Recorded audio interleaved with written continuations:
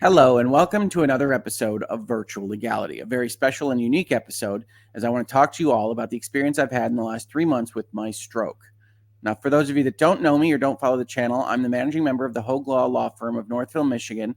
I'm a practicing attorney that does transactional work with contracts, mergers, and acquisitions, and I'm the creator and host of Virtual Legality, Hangouts and Headlines, and Lawyers and Dragons. Unfortunately, I'm also in my early 40s, the survivor of a stroke that happened just over 3 months ago. Now, on that date, just over 3 months ago, December 29th, 2022, I had a relatively relaxed day. Just a few days after Christmas, I'd played a board game with my kids. I had enjoyed watching a movie on the new theater seats that my wife had gotten me for Christmas. And after that movie, I had a piercing headache that was similar to ones that I had had before, but probably a little bit stronger than usual. And after that piercing headache, I had difficulty climbing the stairs up from the basement to the main floor and then balancing through doors and otherwise sitting on furniture within that area. Unfortunately, even though that all happened on the night of the 29th, I didn't really recognize that there was anything significantly wrong. I know that sounds funny. I know that sounds like an unusual set of circumstances. Who would just have trouble balancing and hitting door jambs and running through furniture and not know that something was seriously wrong? But I'm just being honest when I say that my brain did not think for 1 second that there was any kind of neurological issue or stroke condition while it was happening. Instead, what I thought was, I better text my friends and family and let them know that I was having what I was considering in my head a bad night. Now, that doesn't make any sense to me now, 3 months later. I don't know why it made sense to me that night, but that's how I felt about it. So I asked a number of you to put forward community questions that we could talk about as part of this. And one of those was, how did it feel to have a stroke? Were you scared? Those kinds of considerations. And the answer was, I didn't know I was having a stroke. I knew that I was having trouble balancing and walking. I knew that I couldn't quite sit down in the way that I wanted to sit down. But other than that, all I had registered was, this is weird. This is not great. We better get to sleep. Now, as part of this series, a number of you recommended that we not do just a long 2-hour, 3-hour video on the stroke and my recovery. And I agree with you. I don't know that I could do that right now in my present state, but also that it would just be too much for this format on YouTube. And so I've broken this out into a number of parts. This video that you're watching right now is talking about the stroke itself and the questions the community had about the stroke experience. Part 2 will be about my brain surgery, which you can see the scars of on the thumbnail to this video, as well as my stay in the intensive care unit, which was, as you can expect, intensive. Then in part 3, we'll talk about inpatient rehabilitation. Inpatient there meaning I was staying in the hospital every day and then going to things at the hospital for the course of almost a month. You see there January 11th to February 3rd. And then hopefully, if we get everything arranged as it should be, we'll have a talk and interview with my physical therapist, who is an amazing person, and my occupational therapist, who is also an amazing person, who helped save my life, as well as my wife, who definitely did save my life. Then we'll talk about what I'm doing right now, which is outpatient rehab and the aftermath of the stroke. Outpatient rehab meaning I'm living at home, I'm working at home, but also going into a medical facility to get rehabilitation once or twice a week for this entire period of time. And then we are going to have a fundraiser on May 6th, 2023. Mark your calendars for a couple of the hospitals that really helped save my life and help me get through all of this that I really want to do, because there's just such amazing people there and they could use some extra support. And I'm going to put together a fundraiser, hopefully have some friends come on. I think a number of people are going to be available for that. And we'll be able to talk with others about all of this on that date and finish off this series talking about the stroke and what you can expect, or what I expected during this entire period, and move forward from there. Now, as I said, you heard me correct myself just now. One of the things one of my therapists really likes to say is, if you've seen one stroke, you've seen one stroke. So one thing I do want to impress upon people, you've heard me give the disclaimer that this isn't legal advice. I think that's pretty obvious, but this also isn't medical advice. I'm not a doctor. I'm not a therapist. I'm not anybody that actually does the medical training here. I'm just a guy trying to get through his rehabilitation. And I want to talk to you about my experience so that you can at least have some understanding of what I went through and potentially watch out for warning signs yourself. But I can't give medical advice. I'm the wrong person to ask for the specifics here. I'll give what I know from what has been told to me by doctors. But ultimately, if you have these kinds of concerns, you should seek help from your own doctor, your own medical professionals, because that's the only way you're going to be able to prevent something like this yourself. Now, that all being said, as a setup, I did mention that I asked questions of the community, or I asked 4 questions from the community, and they provided hundreds of them. And I've tried to organize them so that we could talk about some of the things that happened on that evening in December of last year, so that I can better help inform all of you about my experience and the things that I went through. So the questions here on the first page are, did you notice something was wrong before you got the stroke? The answer is no, not really. In retrospect, it's pretty evident to me now, since I haven't had a headache this year, that the headaches I was getting pretty significantly towards the end of December and into that stroke period were early indications that I was having trouble with pressure in my blood pressure, and that I could have been expecting a stroke had I known better what to look out for. So I had a number of serious headaches that were very manageable with Motrin and just otherwise handling myself as I would expect in the normal course of my life. But that then culminated on the evening of December 29th in a stroke. How did I know I was having a stroke? I never did. I never knew I was having a stroke. I thought I was having some trouble. I thought I was having a bad night. I thought I needed to get some sleep. And I never registered for 1 second that I was having any kind of situation in my head. How did you feel when you thought, this is bad, I need help? Or was it Mrs. Hoeg that knew first? Well, as I've indicated, it was Mrs. Hoeg that knew first. One of my memories here is that I was asleep. I was asleep on the floor, actually. And then I remember hearing my wife, Mrs. Hoeg Law, saying stroke, I think it's a stroke, which turned out to be a 911 call that she was making to get an ambulance over to the house. But my only thought on that was that I was going to be in trouble with my wife because I had a stroke. And that was really the entire circumstances surrounding that evening. I wish I could tell you more that, oh, I knew what was going on and I did this and this and this, but that is not how it happened. That was my wife saving my life, and I'm forever grateful to her. But she knew what was going on. And why was that, honey? Oh, hi, it's me. Mrs. Hoeg Law has arrived. Hi. Well, when I saw you, you were on the ground. Yep. So that was kind of the first indication that something was weird. That's good. It's good to let people know that I don't usually right? sleep on the ground. Like, why are you laying on the floor?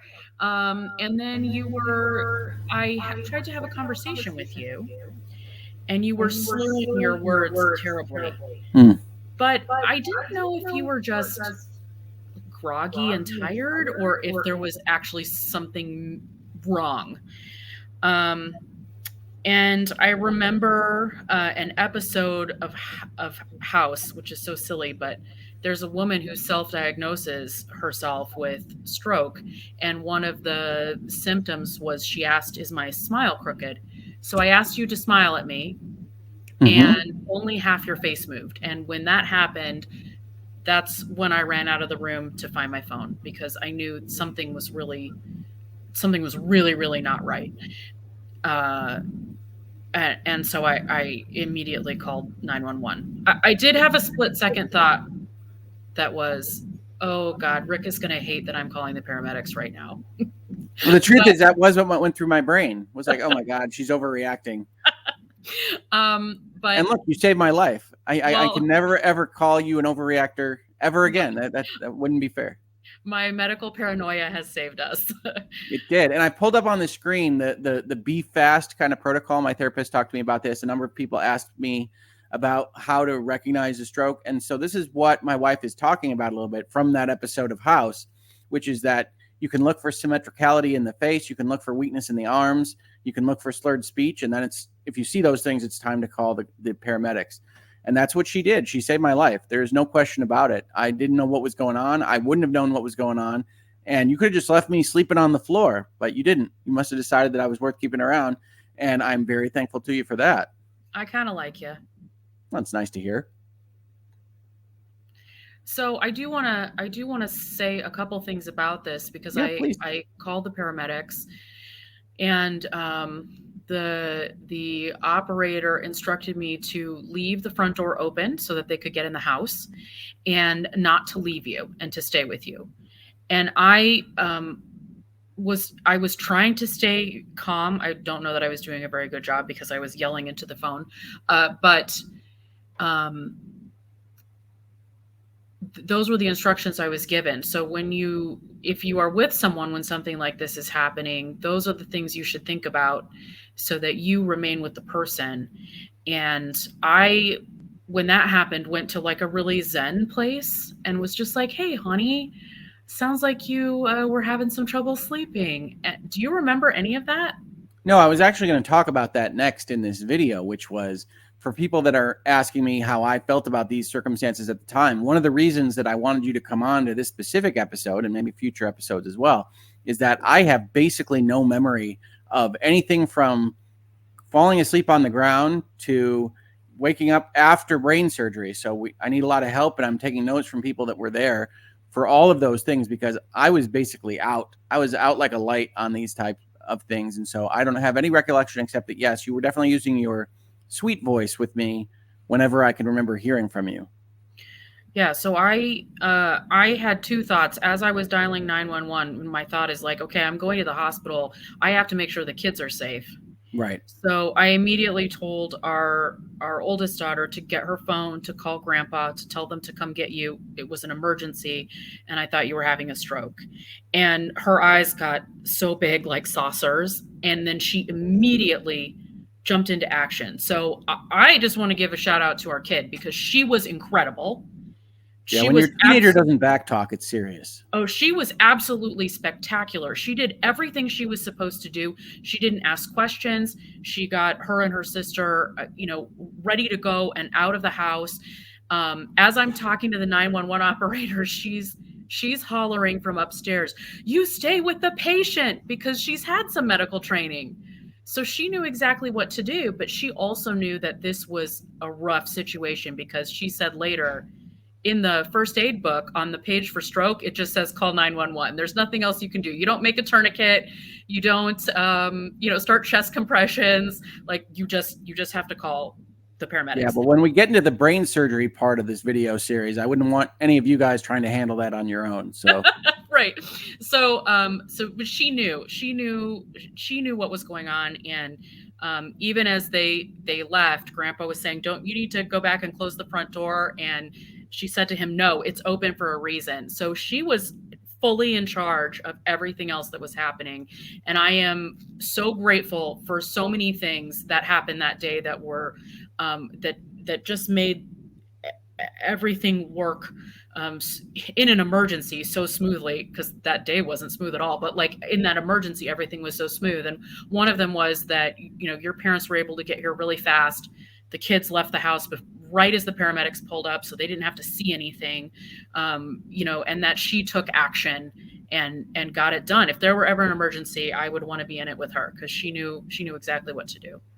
Yeah, well, my kids are often more mature than me, so this isn't a super surprise, but yeah, I'm glad to hear it, definitely. And yeah, I really don't remember any of this. As a matter of fact, when we talk about all of this stuff, one of the things I remember now the most is that when they ask you all these questions when you're in the hospital, they're checking for your cognition and awareness, like where are you, who's the president, what day is it, what year is it, that kind of thing. One of the things that I really remember early on was that somebody asked me where I was, and I said my house, because I didn't remember getting picked up. I didn't remember the paramedics. I didn't remember the ambulance trip. And then they told me I was in a hospital. And then when people would ask me later, I would basically answer, because I'm a lawyer and I'm that kind of guy, I'm told I'm in a hospital. Like I remembered being told that, but I don't remember the trip. So it's like, I can't lie to you. I'm in a bed. And that was where I was. Now, in answer to some of the other questions here, what kind of stroke did you have? Was it a brain bleed or a blockage? Again, I'm not a doctor, but I can tell you what I've been told about my situation, and that is as follows: that my stroke was a deep, meaning inside the brain tissue, hemorrhagic stroke. So that is a brain bleed. It is a explosion of a blood vessel rather than a block or a clot at that brain level. And from what my doctors have told me, that's often better systemically, that you don't have to worry about quite as much necessarily with your pulmonary or cardiovascular systems. But I've now been checked out from stem to stern, and my heart is okay. I don't have a heart issue. I don't have anybody throwing clots. So this was a, hopefully, one-off event related specifically to my blood pressure, which is another set of questions that people asked. And yes, I have a high blood pressure problem leaning in on hypertension, which, as it turns out, is a family condition that I didn't quite know of beforehand. And that's one of the recommendations that I wanted to make on this video. People say, how did you know? I got a headache, but it wasn't so massively different from my other headaches that I recognized it as something major. I had balance issues, definitely.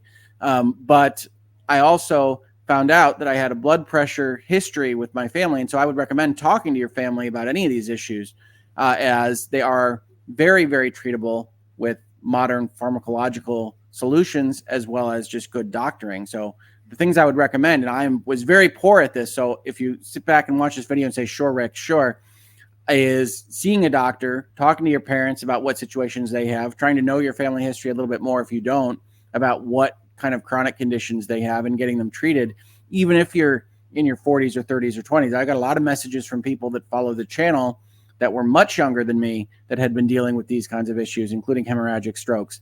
And that's one of the recommendations that I wanted to make. So there are these two kinds, ischemic and hemorrhagic. That's basically clots and explosions, give or take. Again, not a doctor, but that's what I've been told from my doctors. And they have these various conditions and things you have to deal with in sorting through them. This is from the University of Michigan, which is actually my health system here in Michigan.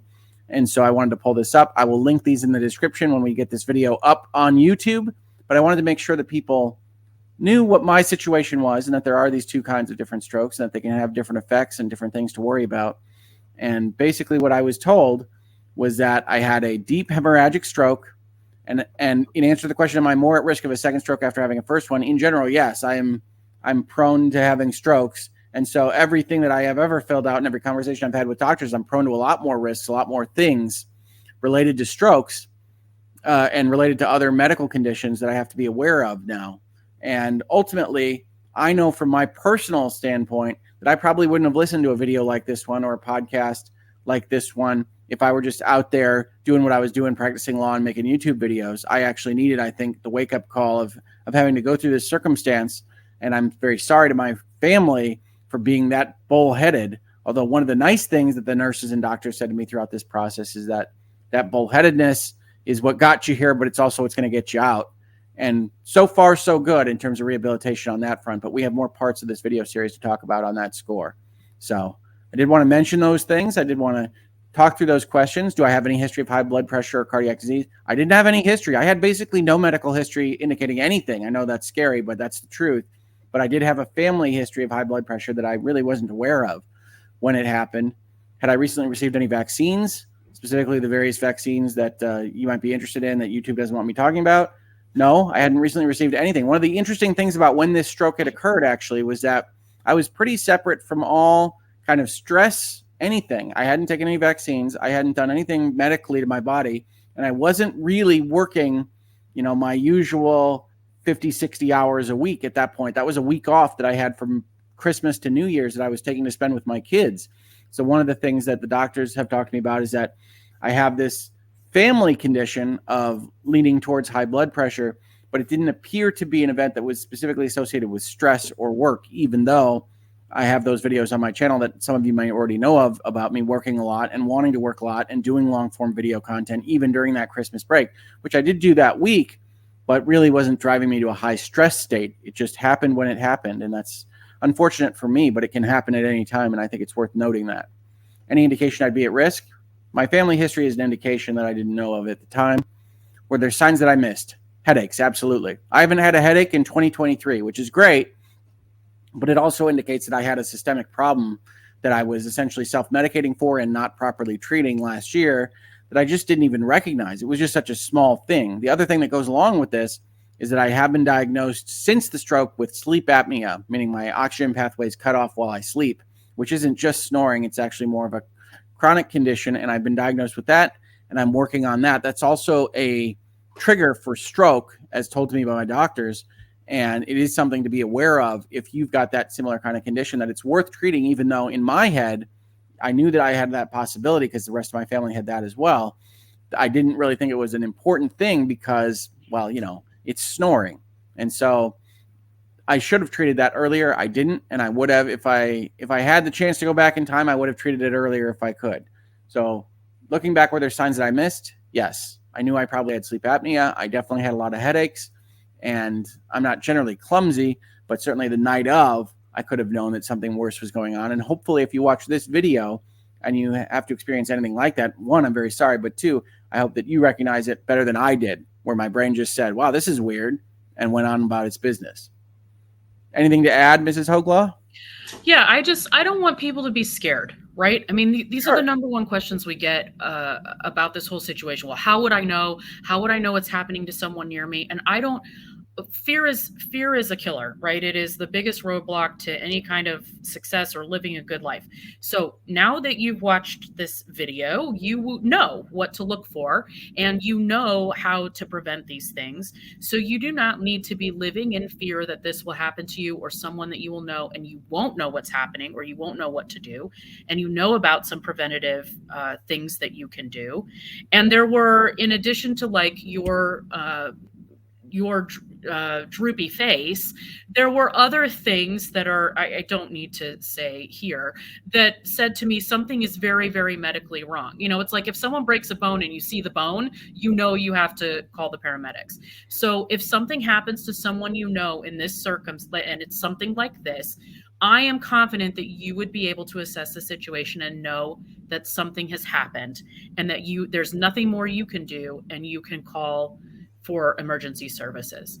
So I guess that I don't want people walking around thinking that they're just going to have a stroke or somebody else is going to. I want people to understand what we went through. This is the education that they need. But I also think your comments on prevention are really important and significant. And if you're able, not everyone is able to find out family medical history, but if you're able, that can be really valuable. And, like you, I don't know that I would pay attention to this video either. So please take this as a message from the universe that you do need to pay attention to some of these things. Yeah, absolutely. The more people we can prevent from going through this, the better. I don't want anyone to have to experience this. And then the last page of questions here from the community on this part, the stroke itself, was really about feelings and family. And I didn't bring up the questions about family, and I apologize for that. But a number of people asked how the family's doing, how you were doing, Mrs. Hoeg Law. A lot of people are pretty impressed by the way that you were handling comments and community posts in general while I was in the hospital. And I know nothing about it. I went back in time to look at them, but I was not helping out at all. I was not ghostwriting anything. I was in a hospital bed, unable to think about anything else. So how do I feel during each stage? And this was a question that was also included in questions about psychology and emotionality. And one of the things I would say is that I'm significantly more prone to emotionality than I was before. My wife would usually joke about me being a robot with a metal heart before the incident. And I think I am more prone to having an emotional reaction to various things than I used to be. How has this slow process affected my mental health? What do I have to do to keep my morale and mental attitude positive? The answer is, it has been a long road, and there are good days and there are bad days. I know everybody can say those kinds of things. For the most part, there are good days here, and a lot of that is because of the support I have. From day one, really one of the very first memories I have is waking up in the hospital, and my wife is sitting there looking fantastic with the sunlit hair and everything else, and then my family was around, and then all of you in the community sent letters and packages and prayer notes and everything else, and it was just absolutely fantastic. And one of the things my nurses said was that if you have a strong mind and a strong support system, that you're going to have a good outcome. And that has proven to be the case so far. Has this experience affected your desire to be a content creator? I would say no. As a matter of fact, when I woke up in the hospital, one of the very first things I was thinking of was I want to talk to people about this experience. I have a platform. I have the skill set to know how to hit the buttons necessary to make these videos. I want to talk about them because I think it's a unique circumstance, especially for somebody that is as young as I am. And I don't usually think of myself as young. As a matter of fact, in the video game space, I usually think of myself as an old man. But you only have to go to neurorehabilitation and see stroke survivors everywhere to feel really, really young about yourself. And so has it affected my desire to be a content creator? Maybe only in the positive. I want to do it more. I feel like I can do this better. I can have these conversations. I can provide more information, and I can be even better than I was before.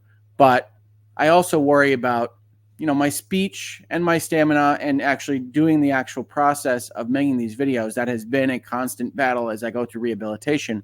But I'm feeling stronger now than I was at any point in the last 3 months. And as I say that time frame, it always sounds so soon, that it's happened so fast that I've been working on this. And people tell me that.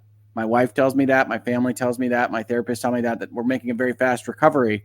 But I will tell you this, and we're going to get to it more when we talk about rehabilitation in the other parts of the series. It is a very, very hard process. It is a very long process.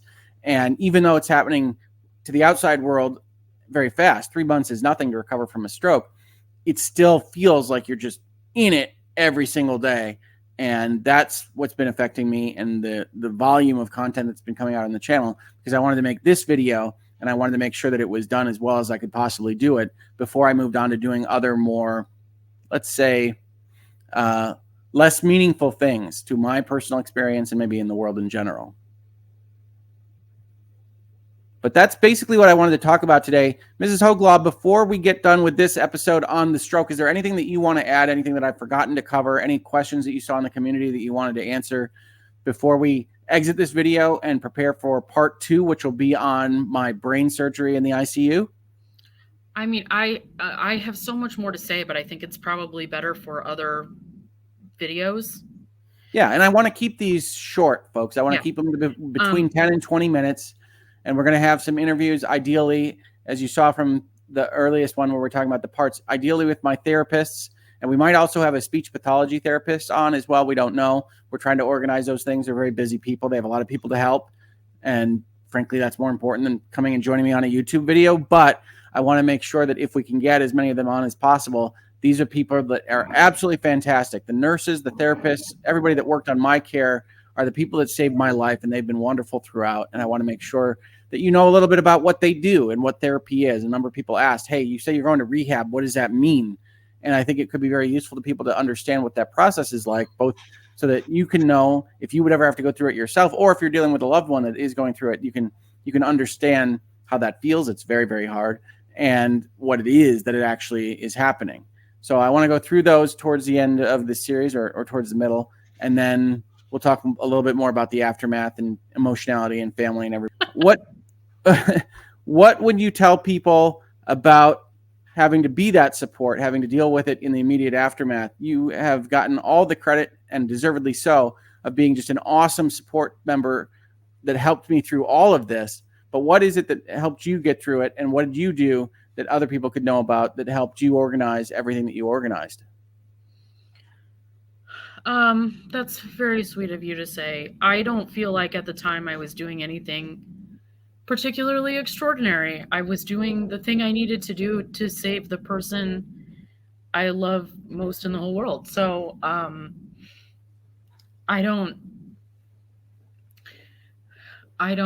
feel like it was anything exceptional. I will say that this community was absolutely critical to helping me and helping your whole family, really, support you, because they were supporting us. And all of our family, I mean, I know, I can see glimpses, right, of how special this community is, because I'm in the chat, or I'm, and I hang with your people in the chat. But I don't think anyone realized just how amazing everyone here is. And until now, and reading the comments on the videos and on my posts and in the GoFundMe were so moving and so impactful. And at one point I was really, it was all so difficult. When I try to think about like what is the hardest thing, it's like it was all hard. There wasn't anything that was more difficult. It was all awful. And right. One day I asked Twitter, just send me a DM of support. This is just really hard today.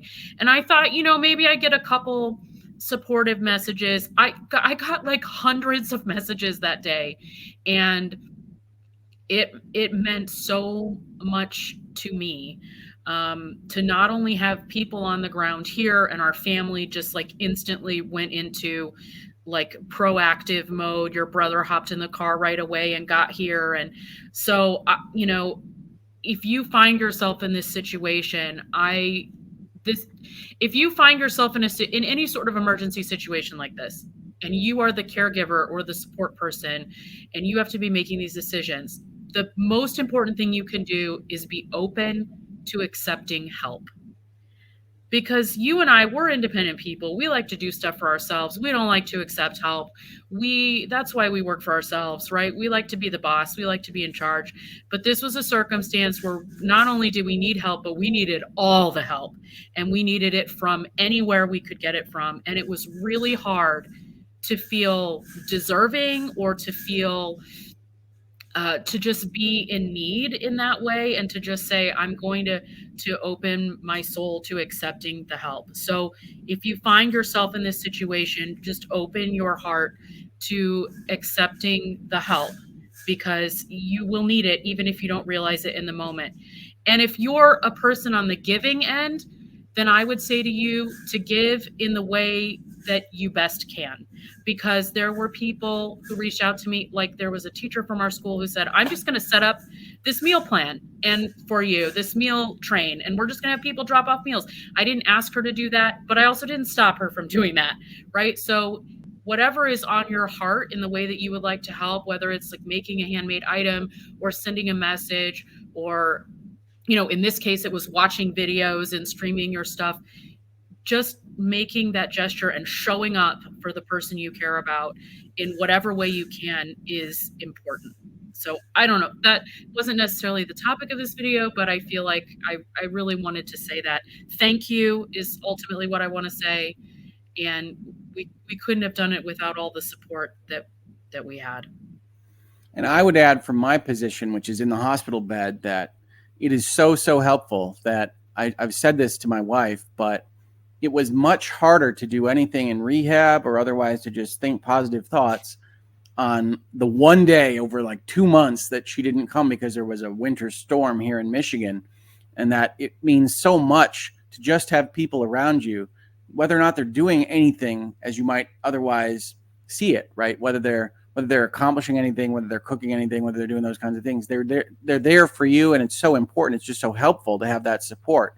So if you are unfortunately dealing with a similar circumstance with a loved one, just know that just sitting there, being in the hospital when they wake up, all of it is helpful. All of it is moving that person towards a better circumstance than they would otherwise realize. And I felt that acutely during this whole circumstance. So with that said, thank you so much, honey, for this. I'm sure you'll be a part of the series of videos going on in the future. I do want to close this up so that we can move on to get to the next video in the series. Thank you so much, everybody, for joining us for this video. I hope you found it informative. I hope you found it interesting. And I hope you never have to use any of this information ever in your life. Virtual Legality is a YouTube video series with audio podcast versions presented as commentary and for education and entertainment purposes only. It does not constitute legal advice and does not create an attorney-client relationship. If you have legal questions about the topics discussed, please consult your own legal counsel.